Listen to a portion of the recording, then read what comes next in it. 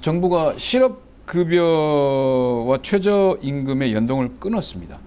원래 80%인가 주기로 되어 있는데 60% 내려가도 상관없는 걸로 했는데 노동자와 관련된 것들은 왜 이렇게 가혹할까요? 뭐 이 정부는 당연히 가혹할 수밖에 없죠. 왜냐하면 그렇게 하겠다고 선언을 이미 했고 그 자기 선언대로 이야기를 하고 뭐 행동에 옮기고 있는 겁니다. 저는 윤석열 정부가 가는 길은 명확합니다. 친기업, 친자본, 반노동 뭐 명확하게 가고 있는 거죠. 한 번씩 헷갈리죠. 친기업 하려면 제대로 해야 되는데 기업들 지금 중국 수출 안 돼가 죽겠는데 그건 돌보지 않는 거죠. 그러니까 지금 SK 최태원 회장도 나서가지고 마지막에 정말 정경영 회장으로서 쓴소리를 할 수밖에 없게 만드는 거죠. 그러니까 어떻게 보면 일관되기는 한데 죽도 밥도 아닌 거죠. 근데 중요한 거는 이런 얘기도 있었어요.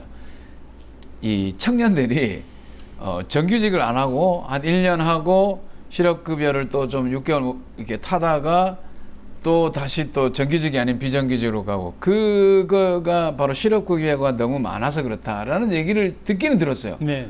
근데 이거는 듣는 거랑 실제로 조사해보지 않고는 모르는 거 아닙니까? 근데 근본적으로 네. 만약에 그 직장이 내가 평생까지는 요즘 안 갑니다. 안 가죠, 안 가죠. 뭐 5년, 10년이라도 나 다니고 싶어 라고 하면은 그렇게 안 하겠죠. 다시 말하면 우리나라가 우리 젊은이들에게 그래도 괜찮은 직장을 제공하는 그런 환경을 만들고 있느냐를 먼저 봐야 되는 거죠. 그런 현상을 지적할 게 아니라 실제로 또 그런 사람들이 몇 프로인지도 밝혀야 되고, 저는 좋은 직장을 가지고 있으면은 그 직장에서 더 오래 있기 위하여서 저는 열심히 할 거라고 생각합니다. 그런데 지금 보면은 근데 그런 거잖아요. 이게 정부 여당에서 하는 이야기는 국민의힘 의원들은 말하기를 실업급여가 아니고 실업급여라고 이야기를 해요. 달콤한 실업급여라고. 설탕. 뭐 근데 인구에 해자되는 이야기이긴 하지만 그걸 정치하는 사람이 그 불쌍한 그 청년 실업자들이 몇 푼 받아가는 걸 보고 그걸 꿀 따먹듯이 한다 이렇게 표현하는 건 정말 아니지 않습니까? 그다음에 또 그 현장에 나와 있는 고용노동부 직원이 이야기하는 거는 현장의 목소리를 내겠다고 하면서 그 직원들이 무슨 말을 하냐면 오시는 분마다 웃고 와서 돈 받아간다는 겁니다. 울고 와서 돈 받아갑니까? 그다음에 그 돈 받아가지고 패키지 여행 떠나고 어디 해외여행 간다는 겁니다. 뭘 쓰든 말든 자기들이 무슨 상관입니까? 지금 현재의 이 실업급여 제도가 많은 문제점이 있는 건 맞습니다. 그렇죠. 그렇게 근데 도덕적 해이가 일어나는 경우도 있는 거고, 그래서 그런 것들을 가능하면 최소화시키기 위한 노력들을 해야 됩니다. 그렇지만 갑자기 180만 원 주던 거를 120만 원이나 60만 원씩 깎아내는 이런 방식은 이건 죽으라는 겁니다. 지금같이 살인적인 이 인플레 시대에 살고 있는 젊은이들한테 이렇게 하면 안 되는 거죠.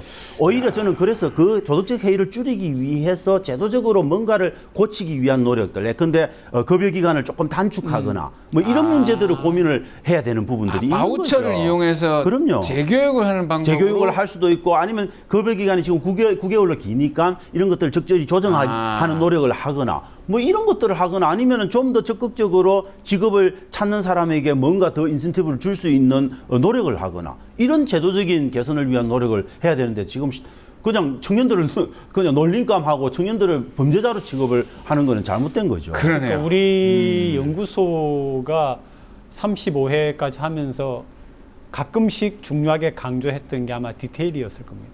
그렇죠. 우리나라 행정과 정책은 정말 디테일이 부족하거든요. 네, 그래서 디테일을 가지고 있는 그런 정책을 제발 만들어야 된다라고 얘기를 했는데, 지금도 똑같은 케이스죠. MZ세대 친구들이 그래 해가지고 여행 갔다 온다. 여행 가니까 좋잖아요. 그러면 여행 가기 위해서 더 열심히 일하겠죠. 또 여행 가기 위해서, 안 그렇으면 가보니까 좋더라. 더 가려면 내가 더 열심히 해가지고 또 돈 모아야지. 이런 생각을 할 수도 있다라고 하는 거는 전혀 생각 안 하고. 그리고 굳이 비정규직으로 있다가 쉬면서 해외여행을 가는 게 아니라 실업급여로 있으면서 휴식년이, 안식년이 보장된 직장을 만들면 그렇죠. 그냥 또 힘들게 일하다가 또 갈 수 있는 거 아닙니까? 그럼요. 그런데 어느 직장에서든 내가 400, 500만 쉽게 벌 수 있는데 누가 120만 원, 180만 원 받고 그 실업급여 타고 일하고 싶겠습니까? 안 그렇습니다. 기본적으로 그렇게 버젓이 대우받을 수 있는 직장들이 많지 않기 때문에 그나마 파트타임 하면서 실업급여 조금 더 받아서 플러스 알파에서 사는 게 더 낫겠다라고 하는 판단을 하는 거고, 그거는 우리가 청년들에게 그런 좋은 양질의 일자리 환경을 못 만들어주는 정부의 책임인 거죠. 우리의 책임인 거고. 여의도 정치권 이슈인데 이낙연 전 대표가 귀국을 하면서 민주당이 이제 요동을 치게 됐습니다. 뭐 이재명 대표와 만나기로 했는데 지난번 비가 너무 많이 와가지고 연기를 했습니다만은 다행히 비가 와줬죠. 그러니까 제 말은 서로 보기 불편한데 비가 안 왔으면 비가 정말 얼마나 제때 내려줬어. 불편했을까. 그래도 가능하면 빨리 만나는 게 맞아. 가능하면 빨리 만나야 제가 볼 때는 민주당이 단일 대우를 보여줄 수 있고 혼란을 조금 정리하는 차원에서도 저는 필요하다 그렇게 봅니다. 근데 이낙연 대표 같은 경우에 본인의 정치적인 행보는 계속 하고 있던데요. 며칠 전에도 부산에 그렇죠, 와가지고 하고 있죠. 예, 전직 의원도 만나고 또 이제 비이재명계로 생각되는 분들과도 만나고 이랬다고 들었습니다. 그럼 결국은 아무것도 안 하고 있는 게 아니라 뭔가 지금 정치적이라고 볼 수 있는 활동을 하고 있는 거죠. 아니, 말도 세게 하고 계시죠. 네. 민주당 혁신에 대해서 엄청나게 많은 말을 내뱉고 계시죠. 근데 자기 혁신을 안 하시면서 그렇게 하시면 좀 문제는. 주위에서 만약에 이재명 대표와 이낙연 전 대표가 분열을 한다 그러면은 그게 곧 공멸이 된다라고 하는 걸 알고 있거든요. 서로가 네네네. 왜냐하면 현재 야권이라고 하는 데서 의석의 차지라든지 이런 데서 안 그래도 지금 뭐 어쨌든 정부 여당의 그런 여러 가지에 와여서 현재 여러 가지 지금 야권에 문제가 돼 있는 것들이 많지 않습니까? 수사하고 있거나 이런 것들이 많은 상황에다가 만약에 분열의 모습에 보여주면은 필패한다고 보죠. 총선에서. 저는 근데 그렇게는 안 근데 할 겁니다. 공천제도 같은 것들이 근데 지금 있는 제도처럼 대의원에 의해서 왜곡되는 이 부분 빼고 권리당원들이 좀 더 적극적으로 의사개진을 할 수 있는 민주화된 공천 시스템으로 가고 그걸 전제로 해가지고 이재명 대표가 자기 신변 정리를 위해서 당대표직을 내려놓고 뭐 이런 방식으로 저는 타협돼 가면서도 갈 수 있는 여지는 있다라고 봅니다. 그 속에서 그냥 실력에 맡기는 거죠. 합리화된 공천제도의 텀 안에 맡기고 이재명 대표는 스스로 총선을 책임지고 안 치르고 물러서 있고 그 속에서 선대위를 빨리 발족시키든지 아니면 비대위 체제로 가든지 하는 선택을 통해서 민주당을 정리하는 이 방식도 아마 고민을 서로 하실 수 있다. 저는 그런 폭넓은 논의들이 아마 이루어질 가능성은 좀 있지 않을까 싶습니다. 당내 경선이라는 게 대의원제가 되면 오히려 왜곡될 수가 있으니까 그 제도 자체는 고쳐놓고 저 진짜 근데 그 고치는 수준이 근데 이재명계는 아마 그걸 대의원제도를 거의 완전히 다 없애고 아예 그 권리당원 중심으로 완전히 가자 뭐 이렇게 생각을 할 가능성이 그렇죠. 많고요. 왜냐하면 네. 개딸의 위력이라는 게 있으니까. 그렇지만 아마 그런 것들을 친문계나 친문 친노계 그다음에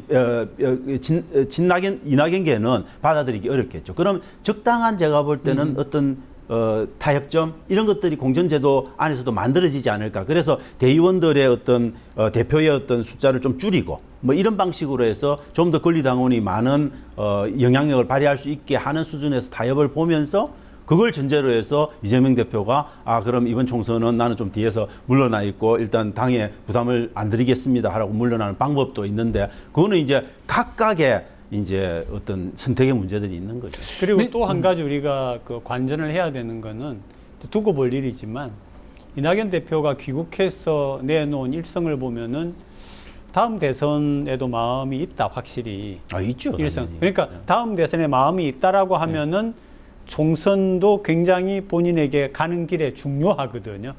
이제 그래서 그것도 하나의 그러니까 총선만이 아니라 내가 다음번에는 반드시 대선 후보가 된다라고 하는 목표를 가지고 있다라고 하면은 총선을 어떻게 가져가느냐 하는 계산을 그런 식으로 한다라고 합니다.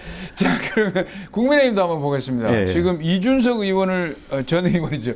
이준석 전 당대표를 중심으로 한 보수 연합군, 반윤 연합군 갑자기. 그러니까 될까요? 왜냐하면은 뭐 내년 총선을 치르고 나면은 거의 임기의 반 가까이 가지 않습니까? 한 그렇네요. 2년 정도 가게 되니까 2년 좀 넘어가면 네. 예. 한 3년 반쯤 지나면은 약간씩 레임덕이 오거든요. 네, 그렇기 때문에 뭐 지금 현재 그리고 또 사실은 말하기가 좋죠. 너무 우리가 지금 외교를 이야기했지만 또 너무 한쪽으로 가는 면이 없잖아 있기 때문에 지금 야당과는 뭐 정쟁하느라고 뭔가 견제하고 균형이 안 되니까 내부적으로도 또 어떤 수정의 얘기도 할 수가 있고 그런데 결국은 또 이 국민의힘도 결국은 또 총선을 바라보고 하는 겁니다. 근데 이게 저는 되게 복잡한 문제가 있는 게 지금 이제 사실은 우리가 진윤계하고 진이계가 지금 사실은 이 정권을 공동 운영하고 정부를 있죠. 운영하는 방식으로 지금 가고 있지 않습니까?